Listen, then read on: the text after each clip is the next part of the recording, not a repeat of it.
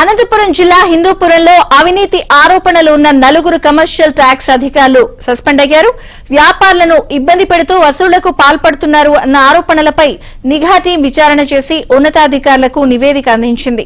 దీంతో సిటీఓ కృష్ణవేణి, డీసీటీఓలు రాజశేఖర్ రెడ్డి, మధుసూదన్, ఇంతియాజ్ ను సస్పెండ్ చేస్తూ ఉన్నతాధికారులు ఉత్తర్వులు జారీ చేశారు. అసలు జీఎస్టీ వచ్చును వ్యాపారులను ఇబ్బంది పెడుతూ వసూళ్లకు పాల్పడుతున్నారు అన్న ఆరోపణలపై నిఘా టీం విచారణ చేసి ఉన్నతాధికారులకు నివేదిక అందించింది. దీంతో సిటీఓ కృష్ణవేణి, డీసీటీఓలు రాజశేఖర్ రెడ్డి, మధుసూదన్, ఇంతియాజ్ ను సస్పెండ్ చేస్తూ ఉన్నతాధికారులు ఉత్తర్వులు జారీ చేశారు. అసలు జీఎస్టీ వచ్చును